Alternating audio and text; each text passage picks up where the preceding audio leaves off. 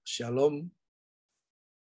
Hari ini kita akan belajar tentang puasa doa. Ini pelajaran yang ke-11 ya.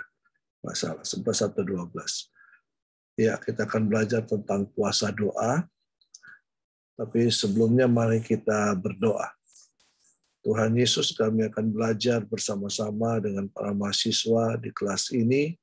Tuhan berkati kami belajar tentang puasa doa dan biar semua mahasiswa mengalami puasa doa. Mereka mempraktekannya, mereka memahaminya, dan nama Tuhan saja yang dipermuliakan. Terima kasih Tuhan Yesus, berkati pelajaran ini dari awal sampai pada akhirnya. Dalam nama Tuhan Yesus. Amin. Oke. Kenapa kita harus belajar tentang puasa doa? Supaya kita dapat memahami pentingnya kehidupan doa sebagai kunci keberhasilan dalam kehidupan dan pelayanan kita. Sehingga kita juga dapat memahami berbagai konsep dan model serta para tokoh pendoa sesuai dengan Alkitab. Kita juga dapat mengerti dan mampu mengatasi berbagai rintangan-rintangan dalam doa, syarat dan hasil doa, dan juga mampu mengaplikasikan prinsip-prinsip doa yang efektif dalam berbagai pelayanan dan terlibat dalam doa-doa yang dilaksanakan di gereja. Jadi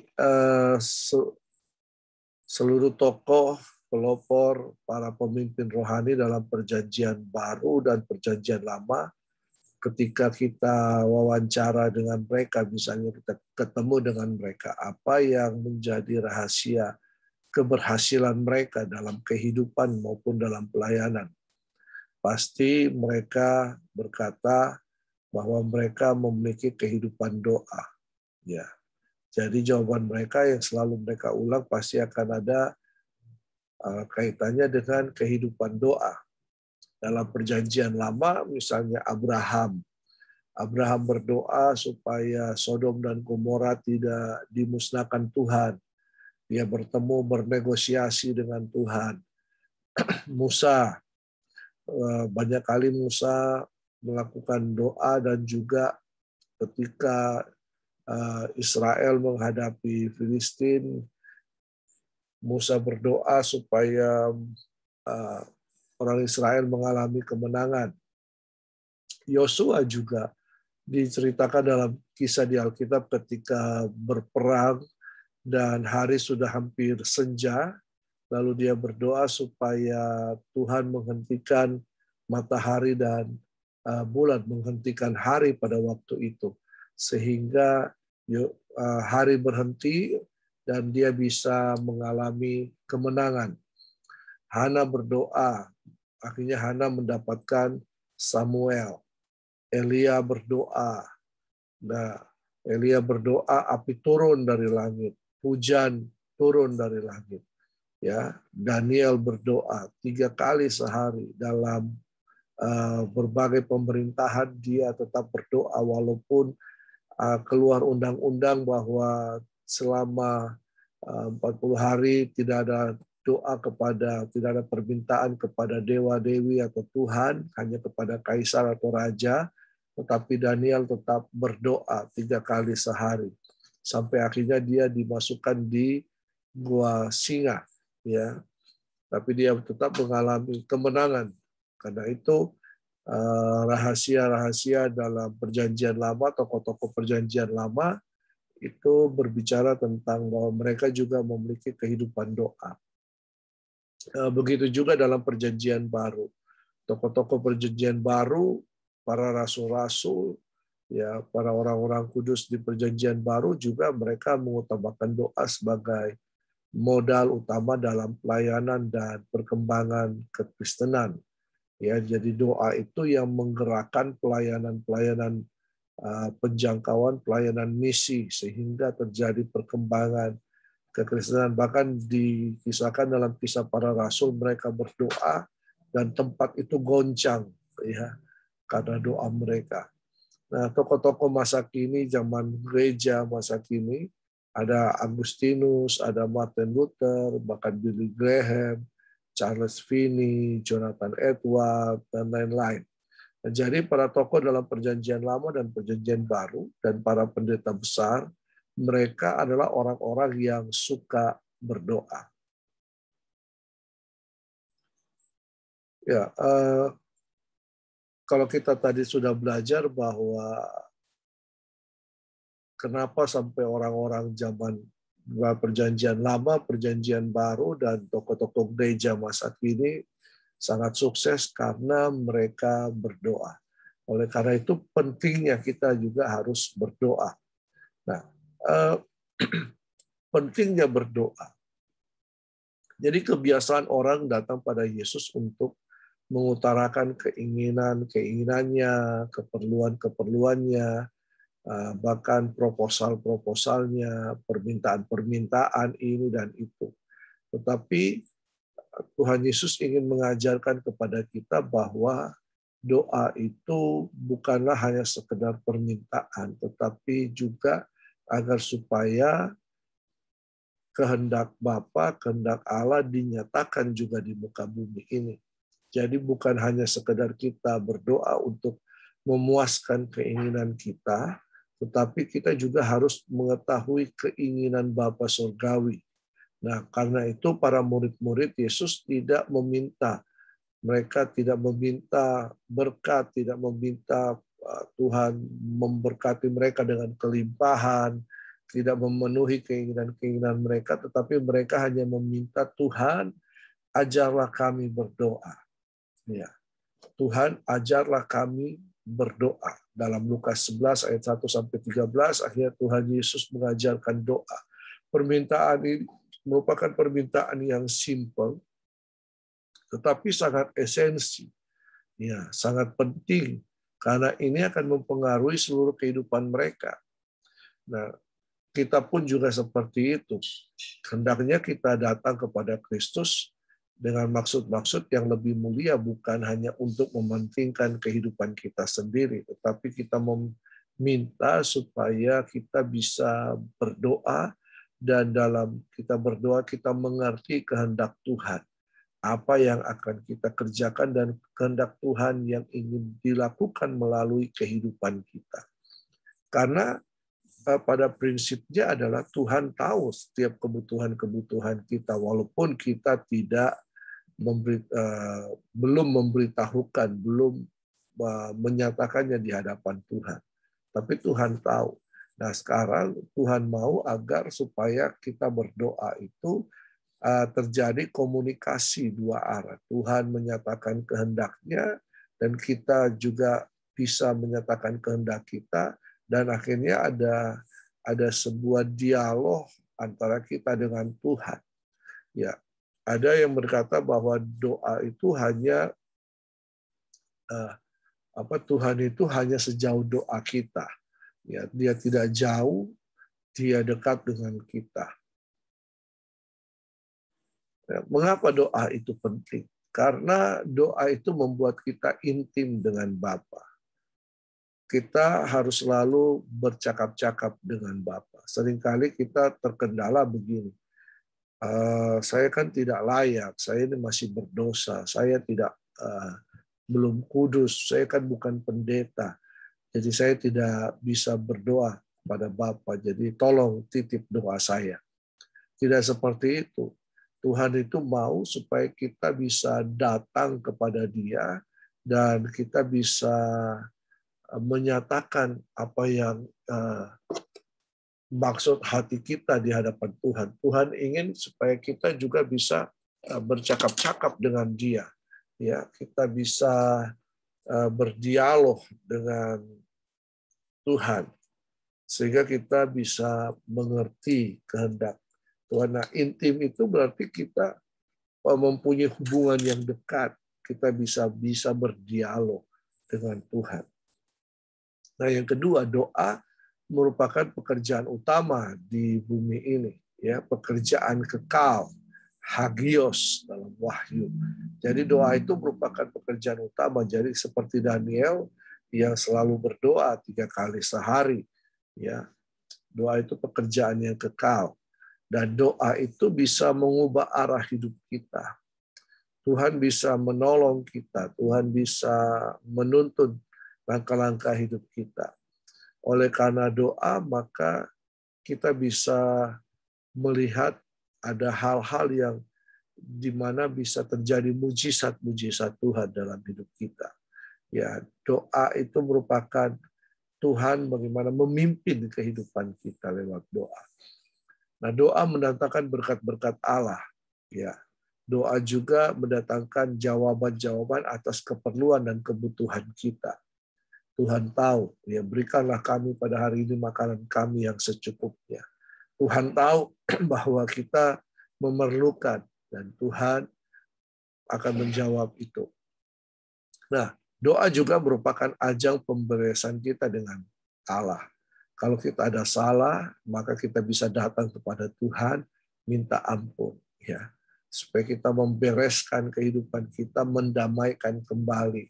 Sebab bukan karena tangan Tuhan yang kurang panjang untuk menolong kita, bukan telinga Tuhan yang kurang tajam untuk menolong kita, tetapi yang menjadi masalah pemisah antara kita dengan Tuhan itu adalah segala dosa-dosa kita. Nah, doa juga dapat mempertajam kepekaan rohani. Jadi ketika kita sering berkomunikasi dengan Tuhan, maka secara tidak langsung itu akan mempertajam kepekaan rohani kita. Makanya firman Tuhan katakan, biar kita memiliki telinga seorang murid, ya, peka dengan apa yang Tuhan ingin lakukan. Ya, doa itu sangat membantu kita. Dan doa itu bisa membuat rohani atau kehidupan rohani kita bisa bertumbuh kuat, ya. Karena itu berbicara bahwa ketika kita berdoa membangun komunikasi kita dengan Tuhan, maka Tuhan akan menyiram kehidupan kita sehingga iman kita itu bisa bertumbuh kuat, sehat. Nah, doa juga bisa menurunkan lawatan Tuhan, yang menyatakan lawatan Tuhan, sehingga kita lihat ada banyak pergerakan, ya, kekristenan itu dimulai karena doa. Ya, jadi Tuhan bisa melawat satu kota karena ada orang yang berdoa. Tuhan bisa mempertobatkan satu daerah karena ada orang yang berdoa. Ya, makanya biasanya dalam kebaktian kebangunan rohani itu ada tim-tim doanya. Ya, oke. Doa juga adalah jalan untuk kita bisa menerima Roh Kudus dan karunia-karunia. Kita sangat membutuhkan Roh Kudus dalam kehidupan kita. Ya, kita melihat hari-hari ini, keadaan seperti hari-hari ini, ya kita mari kita minta Roh Kudus supaya Roh Kudus itu menguasai kehidupan kita, dan juga supaya karunia-karunia yang ada dalam kehidupan kita oleh karena Roh Kudus itu bisa kita aplikasikan, kita bisa kembangkan. Nah, doa juga mengubah karakter kita. Jadi doa itu bukan sebenarnya kepentingan doa itu bukan untuk Tuhan, tetapi lebih banyak kepada kita. Ya, doa itu bukan untuk mengubah Tuhan, tetapi doa itu adalah mengubah kehidupan kita, ya, mengubah karakter kita. Jadi banyak hal. Jadi ada misalnya kita tidak sabar, kita sombong, ya, kita banyak hal yang tidak benar dalam kehidupan kita itu bisa dipangkas lewat doa. Nah, doa juga menjadikan kekristenan kita menjadi kekristenan yang berhasil. Carilah dahulu kerajaan Allah. Itu kan kita berbicara tentang bagaimana kita mencari sumbernya, sang raja itu, ya, sehingga membuat kehidupan kita berhasil. Nah, tetapi juga doa merupakan senjata rohani. Ya, dalam Efesus 6 ayat 18 kita berperang karena dalam doa kita menengking, kita mengusir setan, ya. Kita berdoa, kita mengalahkan si iblis lewat perkataan-perkataan kita. Ya, misalnya ya, kita menolak kuasa jahat dalam nama Tuhan Yesus. Saya patahkan segala kuasa-kuasa jahat. ya, roh-roh di udara yang ingin menguasai kota ini, yang ingin menguasai anak-anak Tuhan. Maka Tuhan akan berperkara dengan itu. Tuhan akan menyatakan kuasanya. Nah, doa juga bisa dipakai untuk menjangkau rahasia-rahasia ilahi. Berserulah kepadaku pada waktu kesesakan, maka aku akan memberitahukan rahasia-rahasia kepadamu. Nah, jadi ada rahasia-rahasia Tuhan yang hanya bisa diungkapkan melalui doa. Doa juga dapat mengatasi ketidakmungkinan. Misalnya Hizkia yang sudah divonis bahwa dia harus mati, tetapi Hizkia berdoa dengan menangis, dan kemudian mujizat terjadi. Tuhan memberikan pertambahan umur lagi kepada Hizkia. Ya, kisah Yosua misalnya yang tadi menahan bulan, menahan matahari supaya tetap bersinar. Ya, bulan tidak datang untuk malam tidak datang, tetapi tetap hari menjadi terus siang, ya, supaya Yosua bisa mengalahkan ya musuh-musuhnya. Nah, doa juga dapat membuat kita bertahan menghadapi pergumulan hidup. Ya, kita bagaimana kita bisa kuat? Ya, lewat doa kita bisa mengalahkan pergumulan hidup kita. Nah, Tuhan memberikan jalan keluar di situ. Tuhan memberikan kekuatan kepada kita lewat doa. Doa dapat mengubah nasib bangsa. Ya, nanti baca di kitab Esther, ya, bagaimana Tuhan bekerja, bagaimana orang yang Haman, orang yang ingin menghancurkan bangsa Israel, tetapi kemudian Haman makan pedangnya sendiri. Dia ya bahkan yang disulahkan, ya, karena doa. Orang-orang Israel berkumpul bersama-sama, mereka berdoa, mereka berpuasa, ya, sehingga orang yang berencana berbuat jahat kepada orang Israel, justru merekalah yang mendapatkan hukuman. Dan doa juga dapat memaksimalkan kuasa rohani yang kita miliki. Setiap kita punya kuasa dan otoritas, karena firman Tuhan katakan, kalau kamu dipenuhi oleh kuasa Roh Kudus, ya kamu punya kuasa. Ya, nah, kita punya kuasa. Jadi kuasa itu bisa aktif berperan kalau kita berdoa. Nah, doa juga dapat membentuk disiplin rohani. Daniel 3 kali sehari. Saya tidak tahu disiplin rohani seperti apa yang kalian miliki, tetapi doa itu membentuk disiplin rohani. Doa juga dapat menentukan arah pelayanan atau kehidupan kita secara jelas. Dan doa itu selalu menghasilkan jawaban. Tetapi jawabannya ada 3. Ya, segera, Tuhan segera menolong kita, atau tunggu dulu karena waktunya belum tiba, saatnya belum datang, atau tidak, karena firman Tuhan katakan apa yang kita minta itu hanya untuk memuaskan hawa nafsu kita saja. Nah, ada macam-macam doa. Ya, jadi setiap orang percaya itu banyak melakukan doa, tapi ada macam-macam doa. Misalnya ada doa pribadi, ya, kita berdoa secara pribadi. Firman Tuhan katakan kalau kamu berdoa, masuk dalam kamarmu, berdoa kepada Tuhan yang tidak terlihat itu. Lalu ada doa kelompok atau doa bersama, doa korporat, ya, kita bersama-sama berdoa.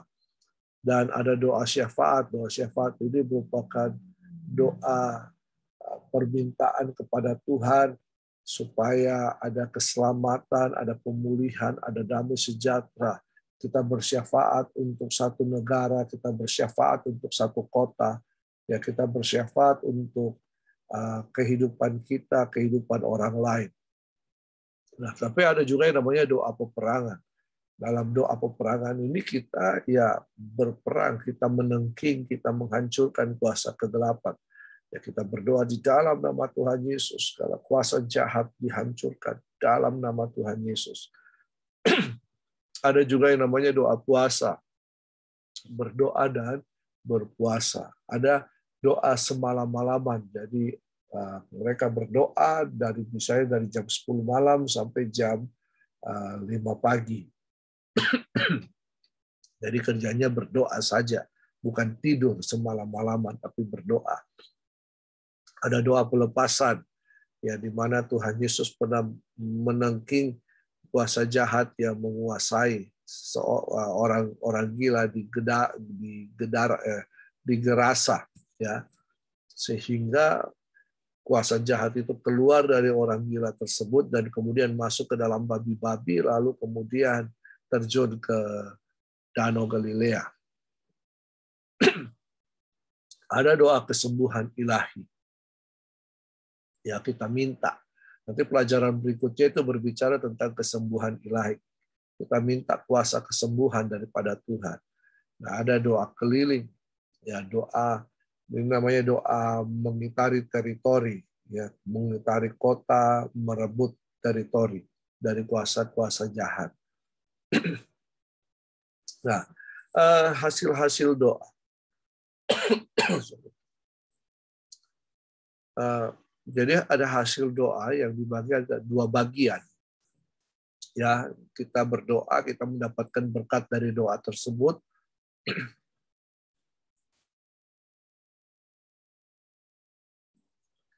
Ya, ada berkat doa secara umum, berkat yang dapat diraih oleh semua orang secara umum. Misalnya, hujan itu bukan hanya milik orang Kristen, tetapi hujan itu adalah milik semua orang.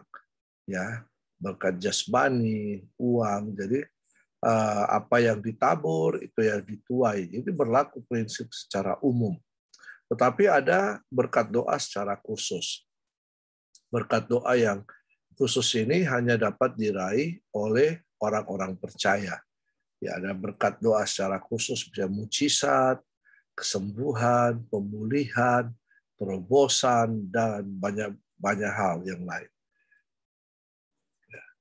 Nah, berkat khusus misalnya tadi, mujizat, pertolongan, dan lain-lainnya. Itu antara lain kemenangan atas dosa dan setan. Ya, kemenangan atas penyakit, terjadi pemulihan, kesembuhan, kemenangan atas segala kutuk, karena Tuhan telah menanggung segala kutuk kita, kutuk nenek moyang. Itu kita harus putuskan itu semua supaya kita meraih kebebasan, kemenangan dalam kehidupan.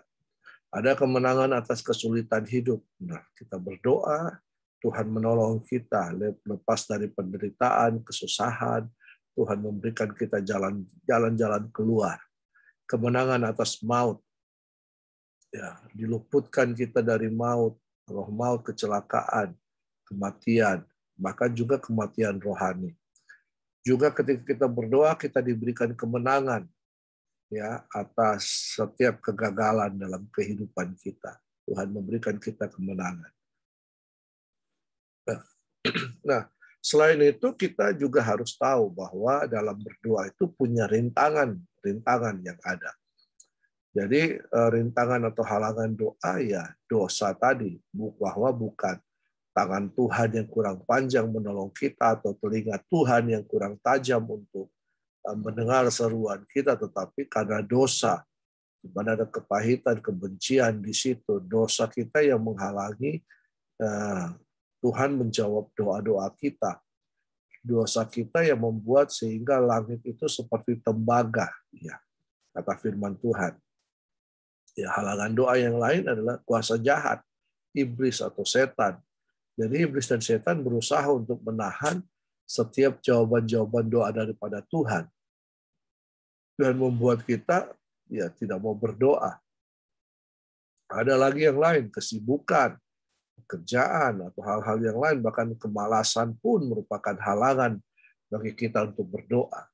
Dan juga kesombongan karena kita merasa bahwa kita sudah rohani, sudah jadi orang Kristen, jadi kita tidak perlu berdoa. Atau kita berdoa untuk menunjukkan bahwa siapa kita, ya kisah seperti orang Farisi dan pemungut cukai. Orang Farisi berdiri dan dia mulai berdoa tentang dirinya, keberhasilannya, Sedangkan pemungut cukai itu berdiri di belakang, di sudut, lalu dia berkata, Tuhan saya berdosa.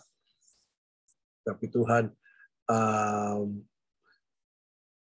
sangat terpukau dengan pemungut cukai ini, kepolosannya, keberserahannya, ya. Dan halangan doa yang lain ketidakpercayaan, ketidakbimbangan. Jadi iman itu lawannya adalah tidak percaya atau bimbang. Jadi kalau kita berdoa, firman Tuhan katakan jangan kita tidak percaya atau kita bimbang dalam meminta kepada Tuhan. Kalau kamu percaya, maka firman Tuhan katakan iman kita bisa memindahkan gunung. Ya. Jadi kalau kita memiliki iman saja sebesar biji kesesawi, ya itu akan menghasilkan kuasa dan mujizat yang luar biasa. Jadi kalau kita sudah berdoa, kita harus percaya akan jawaban doa yang Tuhan akan berikan bagi kita. Nah, halangan doa yang lain adalah motivasi yang tidak murni. Yakobus 4 berkata, ya kita berdoa untuk supaya kita memuaskan keinginan-keinginan kita berdoa supaya kita bisa lebih daripada orang lain. Sehingga dalam itu kita bisa menimbulkan pertengkaran dengan yang lain. Nah, halangan doa yang lain adalah kehidupan hubungan yang tidak beres. Ya, hubungan misalnya hubungan pacaran, hubungan pernikahan dan lain-lain. Ya, hubungan-hubungan yang tidak berkenan kepada Tuhan. Ya, ini ya, hubungan antara terang dan gelap, juga pacaran-pacaran terang dan gelap yang tidak berkenan kepada Tuhan. Nah, itu akan menghalangi hubungan kita juga dengan orang tua kita, akan menghalangi doa-doa kita. Bagaimana sikap dalam berdoa? Tuhan itu sebenarnya tidak dibatasi oleh ruang dan waktu. Jadi sebenarnya dimanapun kita bisa berdoa, dalam situasi apapun kita bisa berdoa. Ada yang berkata bahwa tidak boleh berdoa ketika kita lagi di toilet misalnya. Tapi sebenarnya Tuhan itu tidak dibatasi oleh ruang dan waktu. Di mana saja kita bisa berdoa. Bahkan di toilet sekalipun kita bisa berdoa di situ. Oke, bagaimana sikap dalam berdoa? Tetapi karena kita harus menginventarisir apa yang harus kita lakukan dalam kita berdoa, walaupun sebenarnya Tuhan tidak terpatok dengan itu, tetapi secara layak kita untuk datang kepada Tuhan, ya ada yang namanya sikap rohani. Nah, ini berhubungan dengan hati kita di hadapan Allah.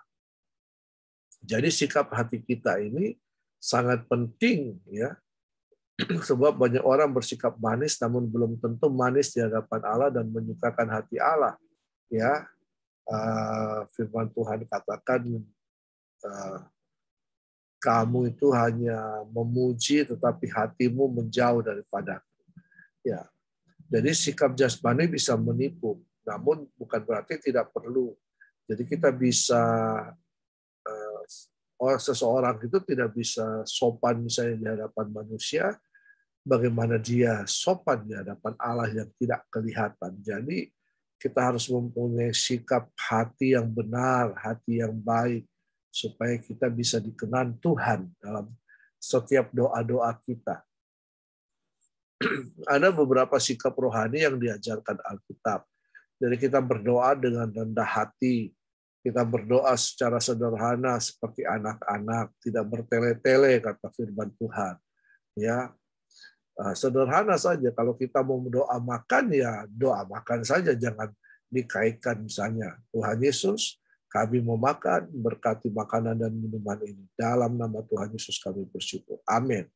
Ya, jangan bertele-tele makan, misalnya doa makan kita buat seperti doa syafaat supaya kelihatan wow begitu. Padahal makanan nanti sudah akan dingin, ya sudah tidak enak lagi. Jadi berdoalah secara sederhana. Yang berdoa, Tuhan Yesus, Engkaulah pencipta langit dan bumi, Engkau yang menciptakan burung-burung di udara, Engkau menciptakan ikan-ikan di laut, Engkau menciptakan alam semesta ini, dan Tuhan Yesus berfirman, dalam firman-Mu bahwa biar kami bisa mengelola ciptaan Tuhan, kami bisa panjang bertele-tele. Ya, sampai ada bahkan yang berdoa seperti ini, Tuhan Yesus berkati ikan goreng ini, Tuhan Yesus berkati sayur kangkung ini, Tuhan berkati sup ini, macam-macam disebutkan. Ya, bahkan berkati jantung untuk hal-hal yang sebenarnya tidak perlu untuk disebutkan. Ya, berdoa jangan bertele-tele, tetapi tepat pada sasaran. Berdoa dengan roh dan kebenaran. Kita berdoa dengan roh bahwa roh kita telah diperbaharui dan kita telah mengalami kebenaran dalam Kristus Yesus. Jadi kita sudah bertobat dan mengalami kehidupan yang baru ya dalam roh dan kebenaran. Berdoa dengan penuh iman akan janji Tuhan, tidak ragu tapi harus percaya sungguh-sungguh bahwa apa yang dijanjikan Tuhan itu pasti akan kita digenapi dalam kehidupan kita. Berdoa dengan hati yang mengampuni, hati yang bersih, ya bukan dengan kepahitan. Ya Tuhan, kalau dia bukan jodohku, ya. Tapi kalau dia bukan jodohku Tuhan, jangan sampai dia juga diambil orang lain. Nah itu bahaya, tidak bisa seperti itu.